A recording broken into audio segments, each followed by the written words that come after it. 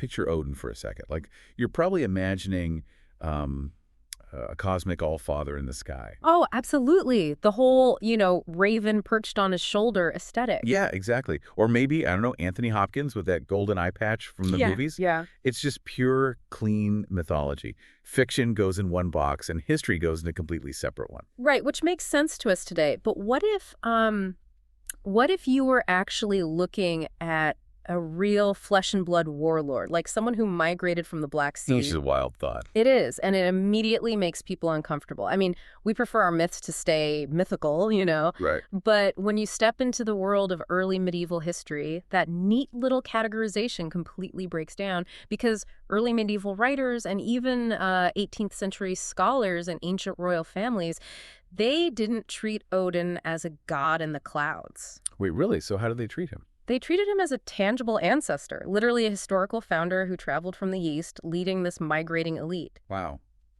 Okay, which brings us to the mission for today's deep dive. Because we are basically opening up a historical cold case for you today. We really are. It's this massive investigation. We're drawing from sources that zero in on the core time frame of 250 to 500 CE. Right, what historians call the migration period. Exactly. And we're trying to answer this just completely wild question. Could the Norse god Odin actually be the mythologized memory of a real person? Or like a title, or a migrating military elite from the Black Sea frontier? But we should probably establish the ground rules for this investigation immediately. That's a good idea. Because we are not looking to, prove Odin existed with absolute certainty. We're not expecting to dig up his driver's license or a birth certificate in a Swedish bog. Right, like finding a passport that says Odin, occupation, all-father. Exactly. That is Yeah. simply not how history works when you're dealing with antiquity. Instead, we're testing plausibility using a method called convergence. Convergence. Okay, so what does that actually mean in this context? It means we are asking if a historical Woden or Odin model is, well, far more plausible than modern skeptics claim. We do that by stacking everything together. Geography, archaeology, naming conventions, timelines. We stack them on top of each other to see if they form a coherent picture. Okay, I love that. But if you're listening to this and thinking, this sounds like historical fan fiction, you aren't alone. For decades, historians thought the exact same thing. Oh, totally. So before we can genuinely look for a historical Odin, we have to clear away the lazy reasons people dismiss the idea entirely. We have to deal with the internet answer. Ah, the internet answer. It's incredibly pervasive, honestly. So what is the standard internet answer when this comes up? Well, it basically argues that Odin was always a god, period. People will point out that medieval writers like Snorri Sturluson or Sacca Grammaticus were just Christian authors. Right. And they were engaging in this thing called euhemerism. Which is stripping pagan gods of their divinity, right? Exactly. Making them human kings so they become harmless to a Christian worldview. So skeptics argue the sources are centuries too late to be trusted. Makes sense on the surface. Yeah. And they'll also point out that the Roman historian Tacitus claimed the Germanic people worshipped Mercury. Plus, linguistically, the name Odin connects to Germanic root words for frenzy and madness. Ergo, case closed. Nothing to see here. Okay, let's unpack this. Because it sounds like an airtight dismissal, but it fundamentally misunderstands how ancient memory works, doesn't it? It really does. Like, think of it this way. I find a 1990s VHS tape, and it contains a recording of a 1970s news broadcast. The tape itself is completely new, right? Right. But the information it holds is old. You have to separate the surviving physical source from the older tradition nested inside it. A late source does not automatically mean a useless source. No, absolutely not. And what's fascinating here is that the Vinland sagas are actually the perfect parallel for this. Oh, I love the Vinland sagas. Right. For generations, the academic consensus was just that these sagas were written down far too late to be trusted. They were just oral traditions full of, fantastical elements. Just stories about Norsemen sailing to some mythical North America. Exactly. Until archaeologists actually excavated Lansomeros in Newfoundland. And they proved the Norse absolutely did reach North America centuries before Columbus. Wow. So the sagas were right. Well, they weren't literal step-by-step history, but they preserved a massive, undeniable historical core. Late sources might be weak for proving the precise date a battle happened, sure, but they are unparalleled for preserving memory and cultural reception and geographic tradition. So just because a medieval Christian writer like Snorri euhemerized Odin, turning him into a human king, that doesn't mean Snorri just invented every single geographical and historical detail out of thin air. Right. But the internet answer basically notices the euhemerism, yells fake, and then entirely stops thinking. Yeah, that's exactly what happens, because the mechanism we are actually dealing with is layered memory. It's never a simple equation where, like, a random guy rides a horse and suddenly everyone decides to call him a god. Right, that would be ridiculous. Exactly. Rather, a pre-existing god concept can absorb a powerful human memory over time. A real political title, or maybe a sacred office, can become personalized over centuries. A remembered dynastic lineage just gets compressed into a myth. Okay, so if memory survives like a VHS tape, like we were saying, the obvious next step is to find the oldest tape we have. Yes. And that takes us to Rome in the 1st century, which sets up this incredible timeline mystery.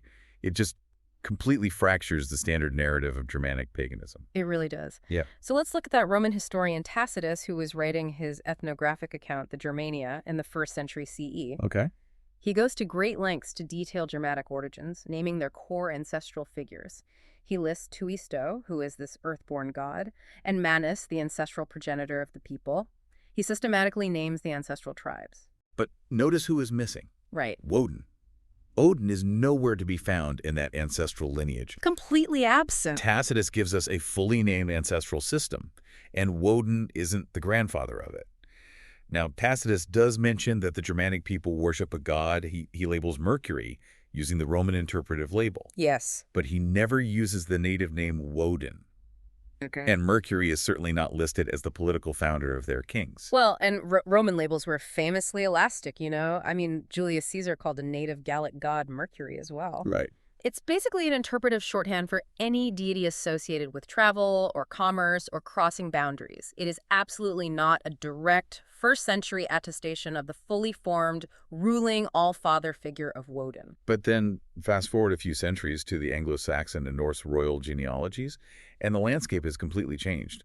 Woden is suddenly everywhere. Everywhere. He is the central dynastic ancestor. He's the literal grandfather of kings across these wildly different regions. And when historians calculate the generations backward in these genealogies, This is the crazy part. yeah, they place the life of Woden surprisingly close to the 250 to 500 CE migration period. Right.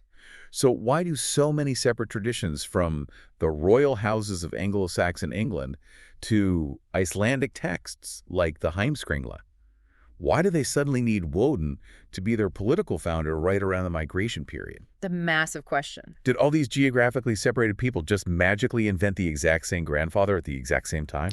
Right, and that gap between Tacitus's 1st century account and the sudden explosion of medieval Woden genealogies, that is the core of our investigation. Okay. Because the 3rd to 5th centuries saw the old Eurasian frontiers absolutely shatter. The Goths, the Huns, the Alans, these massive confederations were moving across the continent. The Roman frontier was just under catastrophic pressure. Exactly. It was an era of profound societal disruption. It's the exact environmental pressure cooker capable of producing migrating military elites, new tribal confederations, and entirely new prestige identities. Which brings us to the map. Because if a real elite warband became the basis for the Woden myth during that migration period chaos, where did they come from? And how did they physically get to Scandinavia? Well, Snorri Sturluson's texts actually make a very specific claim about this. Oh, what does he say? They say Odin migrated from the east, specifically near the Black Sea, from a territory called Assaland or Swithiad the Great. Okay, but historically, didn't scholars just wave this off as pure fantasy? Oh, completely. They assumed it was just a clumsy medieval attempt to link the Norse gods to the prestigious ancient city of Troy. Right, everybody wanted to be from Troy back then. Exactly. But if you look at the physical geography of Eastern Europe, the Dnieper-Baltic river system was a tangible, historically viable superhighway. Wow. It connected the Black Sea world directly to Scandinavia. And this wasn't just some theoretical route. It involved actual river navigation, intense land portages where boats were literally dragged between waterways. Ugh, that sounds exhausting. Right. But there were tributary overlaps, coastal staging points, like the settlement of Valhalla on the island of Saaremaa in the eastern Baltic.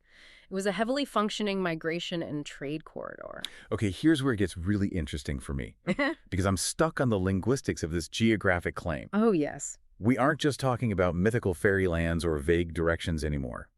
The geographer Claudius Ptolemy, writing around 150 CE, which is just before this massive migration period kicks off, he mapped a real settlement in the exact right frontier corridor near Sarmatian territory in the east. Yep. And the Greek-Latin name he recorded for this place was Ezegarium. Well, what's fascinating here is that in ancient geography, Greek and Roman cartographers constantly tacked suffixes like the Vatican onto local native names just to make them fit classical naming conventions. Right. So strip away that Lydium suffix, and the underlying native name is Azagar, or Asagar. Azagar. Sitting perfectly on the Black Sea migration route, right where the myth says the Aesir came from, sounding uncomfortably close to Asgard. I mean, you cannot write off a 2nd century map coordinate that lines up that perfectly. Well, we have to maintain our methodological rigor here, right? Finding Asagarium on a map does not definitively prove it is the literal Asgard of myth. Fair enough.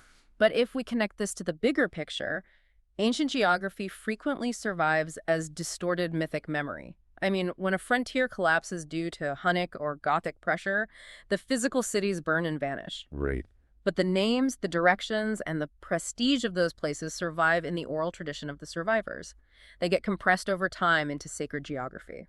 To find a name like Asagarium directly in the path of the proposed migration, right when the frontier was destabilizing, is a staggering piece of convergence. Okay, but if Asagarium is on the map, shouldn't we see physical proof of people actually using the names Odin or Aesir in the real world before the Viking Age? Yes, we absolutely should. Because right now, we just have a dot on a map and a timeline gap. So let's drop right into the dirt of the Black Sea frontier and look for physical evidence of those names before they were ever Norse gods. And the physical epigraphy is exactly where this theory gains massive traction.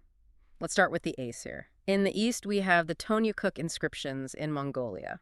Okay. These are 8th century stone pillars that record the ruling elite of the Turkic peoples, and they show a real Eastern prestige ethnonym that scholars reconstruct as resembling Aesir, or the Ashina. Wow. Yeah, and this exact phonetic pattern dominates the Eurasian steppe. Historical groups identifying as the Asi, the Az, and the Alani-Savasi existed across the steppe and Caucasus for centuries. So it's a persistent S-associated prestige identity across the exact frontier corridors the Norse tradition points toward. Exactly. But the real shocker is Odin himself. Oh, this is my favorite part. Yeah. We find something incredible in the Tanis and Bosporan kingdom inscriptions near the Black Sea. We find structurally similar names actually carved into stone. Od, Odin, Odon. And they don't belong to cosmic sky gods, do they? No.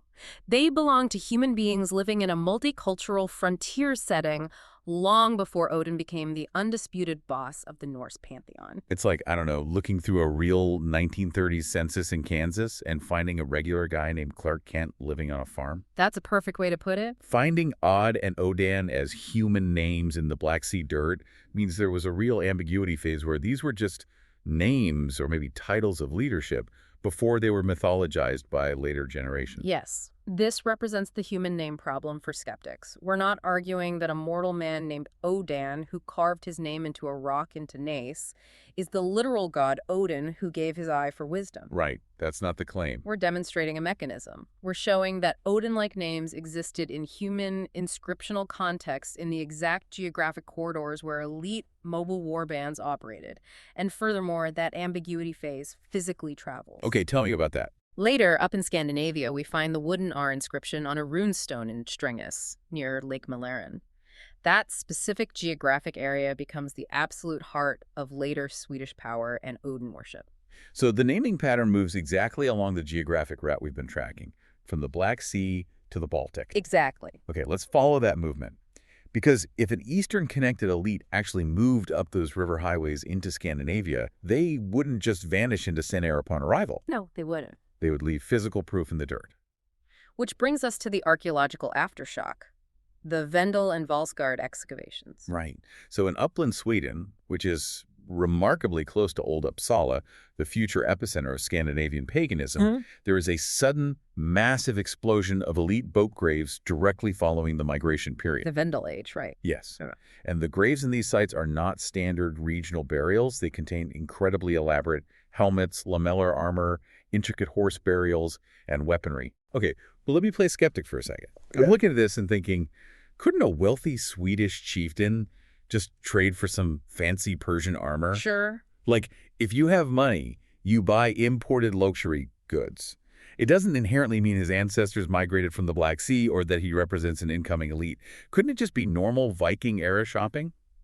It's a fair question, but the standard archaeological maxim applies perfectly here. Hmm. Trade explains possession, burial explains belief. Ooh, I like that. Right. You might trade for a beautiful foreign sword or an exotic helmet because it signifies wealth, but you do not bury your kings with random imported trinkets, and you certainly do not adopt completely foreign, elaborate ritual practices unless they mean something profound to your culture's core worldview. So burying a warrior with his horse isn't just showing off wealth.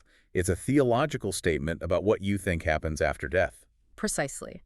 These Vendel graves have striking martial parallels to Black Sea, Byzantine, Sasanian, and steppe nomadic styles. We see intensive horse warrior symbolism and elite rituals that look like they were lifted directly from the Eurasian steppe.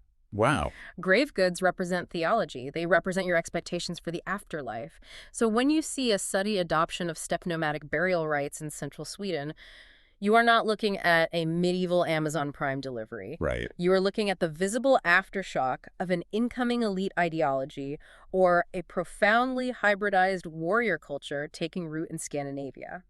And the timing aligns flawlessly with the sudden appearance of Woden in the royal genealogies. Okay, so we have the timeline, the map, the names, and the graves. They all line up. But we still have the ultimate hurdle. How does the history actually become the myth? Exactly. Let's say there was a real warlord or a migrating priest king or a sacred office from the Black Sea that arrived in Scandinavia during the Vendel Age. How does a real person or title transform into a magical god with a spear that never misses and an eight-legged horse? Well, this raises an important question about how we view myth. The human-to-divine mechanism is historically standard. History is absolutely full of real people who were expanded into massive myths or worshipped as divine. Like who? Well, Imhotep was a real architect and official in ancient Egypt.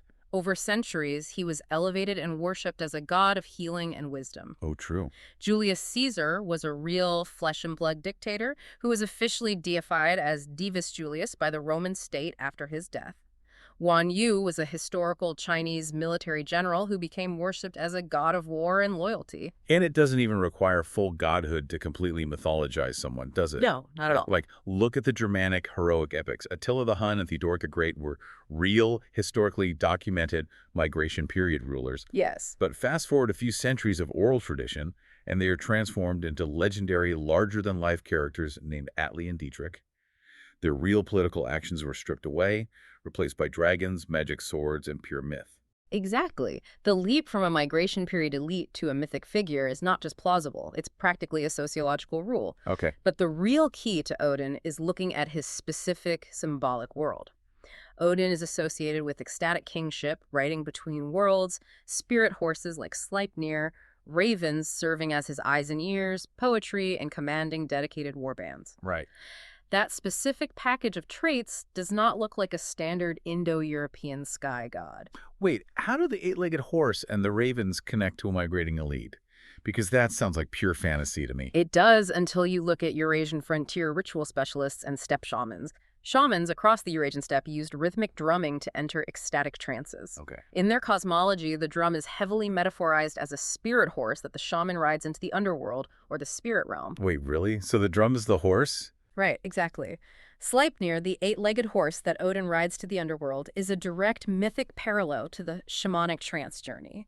The ravens, representing thought and memory flying out into the world, mirror shamanic spirit familiars. Odin's entire toolkit matches the profile of a Eurasian steppe ritual specialist almost perfectly. So what does this all mean? Are we saying Odin was just a guy on a horse? No, definitely not just a guy. It's a layered memory. Imagine a real migration period elite, a sacred office, or a priest-warrior lineage that moved north up the deeper Baltic highway, bringing steppe cavalry tactics and shamanic ritual practices with them. Okay, I can picture that. Over centuries of oral tradition, that historical memory fused with older existing divine traditions in Scandinavia, the myth acts as a pressure cooker. It compresses hundreds of years of real history, real migrations, and real political titles into one single cosmic figure. The god absorbed the history. That is just incredible. When we strip away the 18th century pseudoscience and the internet conspiracy theories and the modern assumption that myths are just fiction, we're left with a stack of evidence that is incredibly hard to ignore. Extremely hard to ignore. We have the glaring timeline gap in Tacitus's first century account. We have the massive 250 to 500 CE migration period rupture that sent shockwaves across Europe. Yep. We have the physical Black Sea to Baltic River corridor. We have Ptolemy's Ezegarian map coordinates sitting perfectly on the frontier. We have the human Odd and Odin inscriptions in the dirt. And we have the sudden Vendale archaeological explosion in Sweden, featuring Sasanian and steppe nomadic martial styles. They really do all stack perfectly on top of each other. The method of convergence is doing exactly what it's supposed to do. While we can't completely prove Odin was a single historical man, laughing the idea out of the room just ignores the realities of world history. The evidence demands we take the memory of Woden seriously. Dismissing the entire narrative as just medieval Christian invention or a series of random coincidences is no longer intellectually satisfying. The historical residue of a real migration is right there in the sources, waiting to be read. It really is. So next time you read a myth or hear a fairy tale, ask yourself, what if you aren't reading about a god at all? What if you are reading the distorted, compressed memory of a forgotten ancestor hiding in plain sight? Something to mull over until our next deep dive. Thanks for learning with us.